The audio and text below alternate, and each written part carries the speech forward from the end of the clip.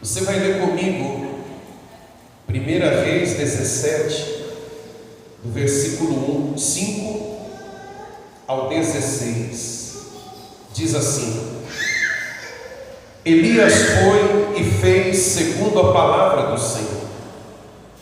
Retirou-se e ficou morando junto ao ribeiro de Querite, nas imediações do Jordão. Os corvos lhe traziam pão e carne pela manhã, bem como pão e carne ao anoitecer. E ele bebia a água do ribeiro. Mas passado alguns dias o ribeiro secou, porque não chovia sobre a terra. Então a palavra do Senhor veio a Elias, dizendo: Levanta-te e vá a Sarepta, que pertence a Sidom, e fique por lá. Ali ordenei a uma viúva que dê comida para você. Então ele se levantou e foi a Sarepta. Chegando ao portão da cidade, encontrou uma viúva que estava apanhando lenha. Ele a chamou e lhe disse: Por favor, traga-me um pouco de água numa vasilha para que eu possa beber. Quando ela já estava indo buscar água, Elias a chamou e lhe disse: Traga-me também um bocado de pão, por favor.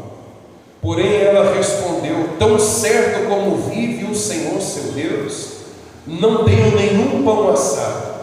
Tenho apenas um punhado de farinha numa panela e um pouco de azeite num jarro. Como você pode ver, apanhei 2 pedaços de lenha e vou preparar esse resto de comida para mim e para o meu filho. Vamos comer e depois morreremos de fome. Elias disse a ela: Não tenha medo. Vai e faça o que você disse, mas primeiro faça um pãozinho com o que você tem e traga-o para mim. Depois prepare o resto para você e para o seu filho.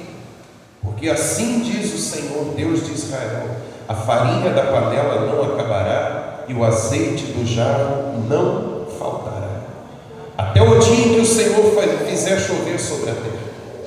A viúva foi e fez segundo a palavra de Elias. Assim comeram ele, ela e a sua casa durante muitos dias. A farinha da panela não acabou e o azeite do jarro não faltou, segundo a palavra do Senhor anunciada por Elias. Amém, igreja? Amém. Nós estamos vendo aqui a história do que aconteceu em Israel. Israel, nos dias do rei Acabe, um rei perverso, casado com uma mulher ainda mais perversa. E ele era influenciado por ela, ele tinha medo dela, ele se submetia a todas as loucuras que essa mulher tinha, trazia para o rei acatava, o rei fazia segundo aquilo que ela tinha no seu coração. Ela era uma mulher pagã, adorava outros deuses, e o seu comportamento, a sua fé era totalmente avessa, contrária à lei de Deus e à palavra de Deus. Por causa disso, o Senhor permitiu que viesse sobre Israel uma seca de 3 anos e meio. Imagina que são 3 anos e meio sem chover. Se a gente fica alguns meses, a gente sente, e como sente? O gado sente, as plantas sentem, o ser humano sente. Pois durante 3 anos e meio não choveu e a terra rachava. Foi uma seca muito grande. Então Elias, ele é orientado por Deus a sair de Israel, sair do meio da população, da área urbana, digamos assim, mas ele não sai dali do território de Israel. Ele é orientado a ir para perto do Rio Jordão, que está ali em Judá, pertence a Israel. Ele apenas se retira, ele vai para junto de um ribeiro. Imagine você sair da sua casa, sair da cidade e acampar na beira de um riacho, na beira de um rio. Foi isso que Elias fez. Mas Deus diz para ele assim: você vai para Querite, o ribeiro de Querite, nas imediações do Rio Jordão, ou seja, próximo do Rio Jordão, e fique por lá. Mas a seca era grande, o riacho secou, o córrego secou. E o que é que Deus faz? É isso que eu quero que você entenda. É aqui que eu quero chegar. O que é que Deus faz então para que Elias, o seu servo, seja saciado? Deus diz para Elias: você vai para Sarepta, que pertence a Sidom. Ou seja, você vai sair de onde você está, você vai para um outro lugar, um lugar distante. E lá, naquele lugar, não aqui, não em Israel, não na cidade, não entre a população, que não era tão pequena, mas lá numa terra estrangeira, uma mulher viúva, ela vai sustentar você. Amém, igreja? Amém. Nós estamos falando aqui de uma viagem para fora do seu país. Olha o plano de Deus, olha o que Deus queria fazer. Israel então está em Judá, ele está no sul de Israel, próximo do Jordão. Ele atravessa o sul, ele atravessa a Galileia, o norte de Israel, e ele sai da fronteira de Israel, ele entra num outro país, chamado Fenícia. Ali estavam as cidades de Sidom e a cidade também de Sarepta. Ele sai do seu país, ele viaja, ele vai para longe, ele vai para um outro país, ele cruza a fronteira. E é ali que Deus olhou e viu e achou uma mulher viúva para sustentar. Mas essa mulher viúva, ao sustentá-lo, também seria abençoada. Está dando para entender direitinho até aqui, igreja? Essa mulher foi escolhida por Deus para abençoar e para ser abençoada também. Essa mulher, ela foi encontrada por Deus para atender uma necessidade do profeta, e ele vai para lá, mas também para ser atendida por causa da escassez. A escassez não veio só para Israel, a seca não veio só para Israel, mas para todo mundo antigo. Todo mundo dessa época sentiu a estiagem, a seca. Mas lá está uma mulher desamparada, mãe de um único filho, que ia fazer a sua refeição, mas Deus resolveu usar essa mulher para abençoar e também para ser muito abençoada. Diga glória a Deus. Agora vamos fazer aqui uma ligação dessa passagem com o que está em Lucas. Eu vou ler aqui para você. Diz assim, aqui é Jesus falando, o próprio Jesus falando: na verdade lhes digo que havia muitas viúvas em Israel no tempo de Elias, quando o céu se fechou por 3 anos e 6 meses, reinando grande fome em toda a terra, em todo o mundo daquela época. E Elias não foi enviado a nenhuma delas, a não ser a uma viúva de Sarepta, de Sidom, uma viúva estrangeira. Amém, igreja? Preste atenção aqui. Deus está dizendo, o Senhor Jesus está dizendo o seguinte: naqueles dias, naquela época, naquela seca, tinha muita viúva, haviam muitas. Se Deus queria escolher uma viúva, poderia escolher muitas, entre muitas, melhor dizendo, em Israel, próximo de Elias, ali onde ele estava. Mas mesmo havendo muitas, Deus escolheu aquela, os olhos de Deus repousou sobre aquela, e foi aquela que Deus então abençoou. Sabe o que o Espírito Santo quer dizer para a gente, igreja? Olhe para mim, por favor. Deus, ele acha você no meio da multidão. Aquela mulher foi tremendamente abençoada. A passagem que nós lemos aqui diz que aquela ia ser a sua última refeição. Sabe o que ela estava dizendo? Nós vamos morrer de fome. A gente vai comer isso aqui, esse pouquinho que a gente tem, e depois a gente vai deixar a fome nos levar. Mas a Bíblia diz que o profeta profetizou na vida dela, o azeite não acabou e a farinha não faltou. Então você perceba que entre tantas viúvas, o próprio Jesus está dizendo, havia muitas viúvas, mas aquela viúva foi agraciada, foi abençoada. O que isso nos ensina? Que Deus, ele trata de maneira pessoal aquele que ele quer abençoar, Que Deus, Ele enxerga uma pessoa e Ele abençoa uma pessoa, mesmo em meio a uma grande multidão. O trato de Deus para com as pessoas, ele é pessoal. Ele trata coletivamente, ele trata, mas ele trata também individualmente com cada pessoa. Eram muitas viúvas, Jesus está dizendo isso, mas aquela viúva, ela foi abençoada. Traga isso para a sua vida. Talvez você olhe para Deus de uma maneira tão distante, de uma maneira tão dispersa, e você acha que Deus te olha assim também. Eu sou mais um no meio da multidão. Eu sou mais um doente no meio de tanta gente doente. Eu sou mais um desempregado no meio de tanta gente desempregada. Por que é que Deus, Ele vai olhar para mim? Por que é que Deus vai tratar do meu caso? Por que é que Deus vai fazer alguma coisa por mim, com tantos? Igreja, se fosse possível ouvir, se houvesse um canal que sintonizasse a voz das pessoas orando a Deus, se fosse possível sintonizar, como que num canal de rádio você sintoniza, e você chegasse ali numa sintonia onde estão as vozes do mundo inteiro orando a Deus. Você já parou para pensar quanta gente ora na terra? Quantas pessoas clamam no mundo? E isso chega para Deus aos milhões, de dia, de tarde, de noite, o tempo todo. Mas mesmo assim, em meio a milhões, mesmo assim, em meio a muita gente, bilhões de pessoas, Ele conhece a sua voz, Ele conhece você. Você é único para Deus. Diga glória a Deus. Ele te reconhece, Ele reconhece a tua voz. Então, embora haja multidão clamando, multidão pedindo, Deus, Ele conhece você, Ele acha você, Ele olha para você. Ele está olhando para você aqui agora. Ele está te olhando, Ele está te vendo. Você não é indiferente aos olhos de Deus. Deus não te trata como um número. Eu falava isso com a minha esposa, acho que foi ontem ou antes de ontem.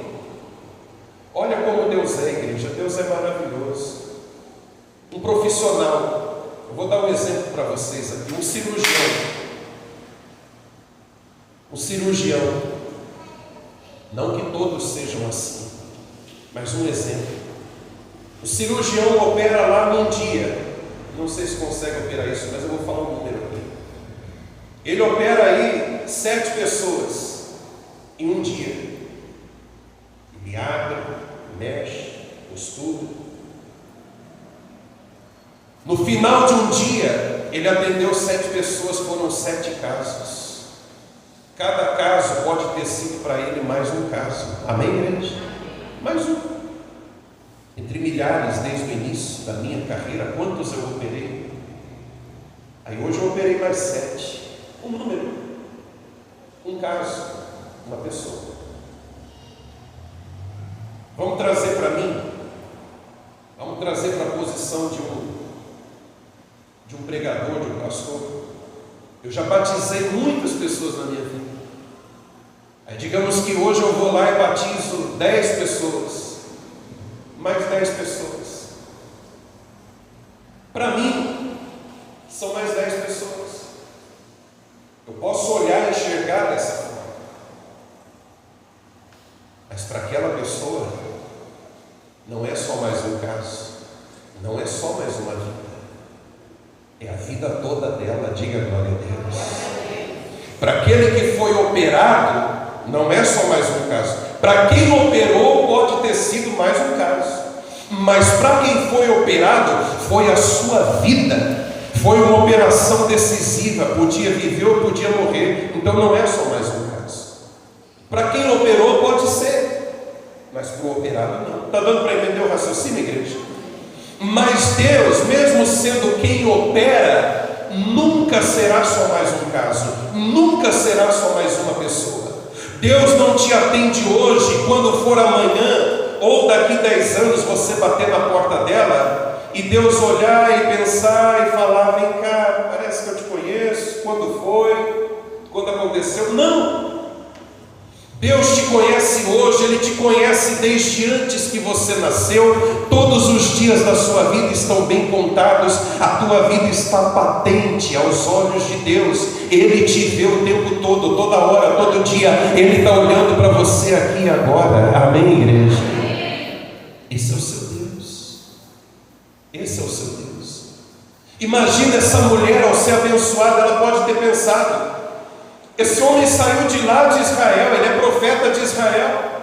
Imagine ela pensando.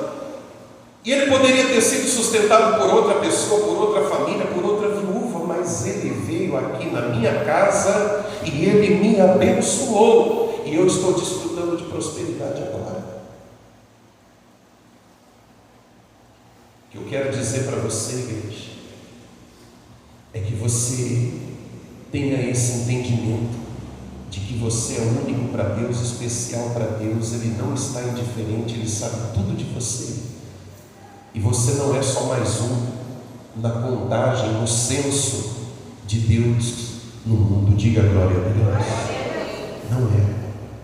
Não é. Bispo, quantos desempregados tem no Brasil? Eu sou só mais um desempregado. Se você está desempregado, você não é mais um desempregado. Deus está olhando para você, olhando para a sua vida, olhando para o seu caso. Ele sabe de tudo que se passa. Invoque Ele, clame a Ele, busque a Ele, e você vai experimentar esse trato tão íntimo, tão pessoal, que Deus tem com cada um de nós. Amém, igreja? Então você não é mais um no meio da multidão. Por mais indigno que você se sinta, poxa, bispo, Deus vai atender aquele cara que é mais bacana, mais comportadinho, aquele que é mais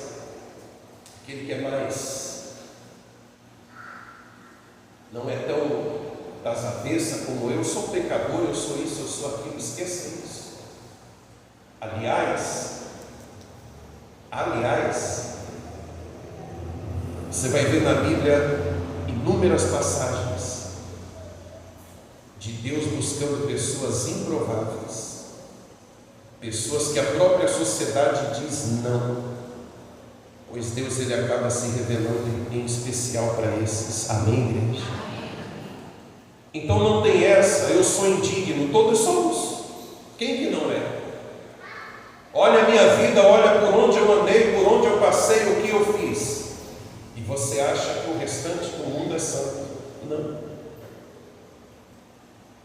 Deus sabe tudo de você, melhor do que você mesmo, e Ele se importa com você, e Ele pode mudar a tua vida, o teu estado. Amém, igreja?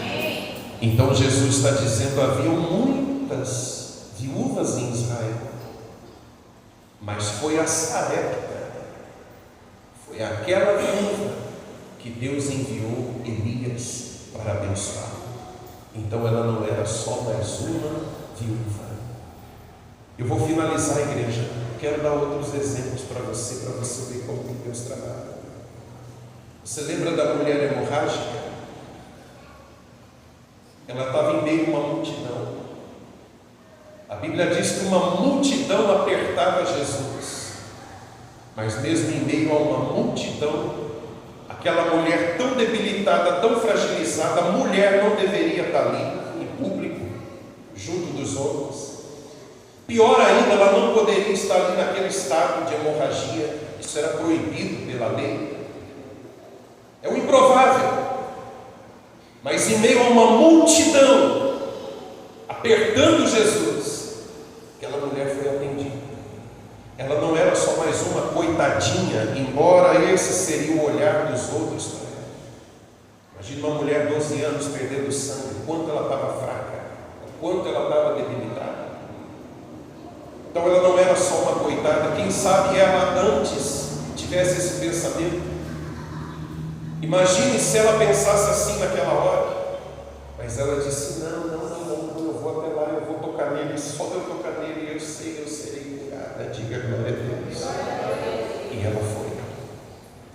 Jesus atendeu a ela? Atendeu. Jesus nem sequer falou com ela, mas ele percebeu que dele fluiu poder. E ele faz a pergunta: discípulos falam mais ou menos como se fosse em tom de brincadeira, dizendo: Jesus, o senhor está de brincadeira, né? Claro que não, né? Mas eu imagino os discípulos falando, pensando: Jesus só pode estar de brincadeira. Alguém tocou? Como assim alguém tocou se tem uma multidão aqui apertando ele? É claro. E Jesus fala: alguém me tocou, de mim saiu poder. Então, mesmo em meio a uma multidão, aquela mulher, ela foi curada, ela foi livre da hemorragia, livre da sua enfermidade. Não era só mais um número para Jesus, não era só mais uma pessoa em meio à multidão. Você não pode se olhar dessa forma, e você não pode olhar para Deus dessa forma. Amém, igreja? Quer um outro exemplo? O exemplo de Zaqueu. Olha o que Zaqueu fez. Zaqueu era desprezado pela sociedade. Eu já falei aqui para vocês, um publicano, que era a sua profissão, cobrador de impostos, ele era tido como inimigo do seu povo, um traidor do seu povo, porque ele recolhia impostos.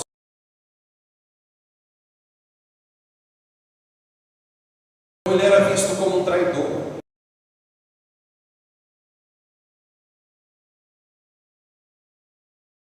Zaqueu, ele não subiu na árvore para chamar a atenção de Jesus, como alguns pensam.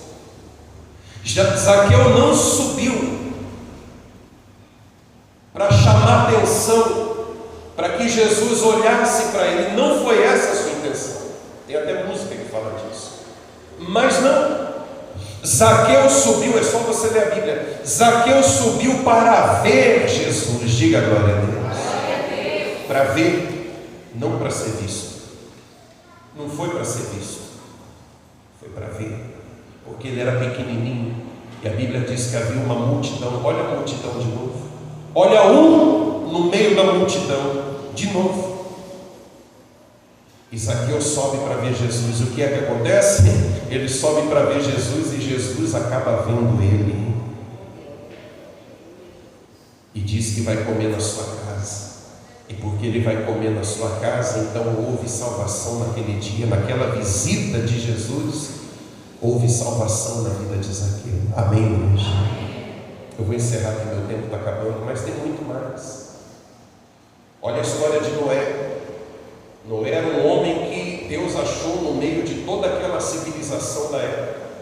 Um homem que Deus olhou para ele e elegeu, escolheu Noé para cumprir o seu propósito, salvando Noé e a sua família, para que não fosse extinguida a raça humana da terra.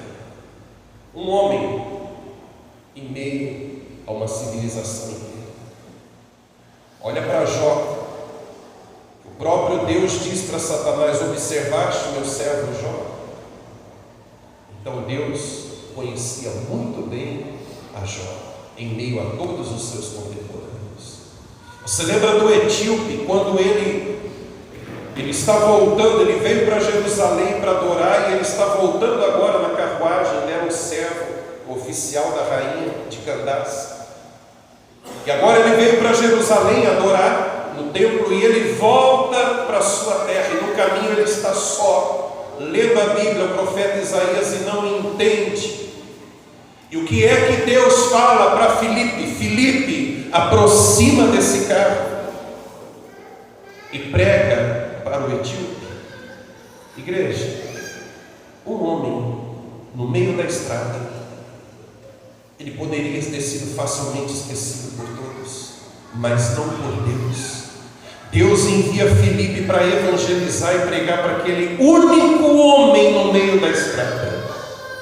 E aquele homem foi batizado, aquele homem foi salvo. Diga glória a Deus. Então Deus acha você, Deus vê você, Deus conhece você, Deus trata você de maneira pessoal. Você não é mais um apenas no meio da multidão. Diga glória a Deus. Olha o valor que Deus te dá. Eu quero orar por você agora, e que você saia daqui com alegria no seu coração, a mesma alegria que eu estou sentindo, de que Deus me olha como um ser único, amado, querido, desejado, especial. Fique de pé no seu lugar em nome de Jesus. Em seguida eu já vou encerrar para você ir para sua casa. Feche os seus olhos, igreja. Isso. Pai, em nome do Senhor Jesus Cristo, Espírito Santo, eu não sei como essa pessoa tem se sentido ultimamente. Talvez aqui entre nós tem pessoas experimentando a rejeição. Talvez entre nós há pessoas dizendo: ninguém olha para mim, ninguém se importa comigo. Talvez tem pessoas sendo desprezadas dentro da própria casa. Filhos, pais, irmãos. E o pensamento que lhe ocorre é o seguinte: eu não sou ninguém. Eu sou só mais um. Eu sou só mais um. E quem é que vai se importar comigo? Quem é que vai olhar para mim com um olhar diferente? Quem é que vai olhar para mim e dar algum valor para mim? Quem é que vai se importar com a minha história, com a minha causa, com a minha aflição? Espírito Santo, convença essa pessoa, Pai, que o Senhor enxerga ela assim, o Senhor a vê, esteja ela em meio a uma multidão, esteja ela só no meio de um deserto, de uma estrada, o Senhor a vê, o Senhor a enxerga, o Senhor sabe tudo dela. O Senhor trata cada um individualmente e pessoalmente.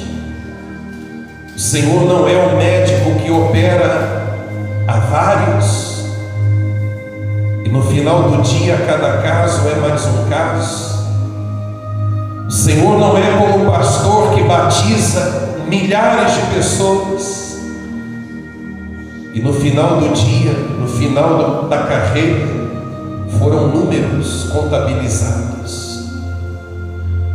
O Senhor é aquele que sonda, esquadrinha, vê, sabe, conhece tudo de nós. Igreja, eu queria ter argumento suficiente para convencer você do quanto você é amado, desejado, buscado por Deus, do quanto Ele ama você e trata você pessoalmente, intimamente. Seja você quem for, seja você quem for, Deus não faz vista grossa para você. Deus, Ele te acha no meio de uma multidão incontável. Ele te acha.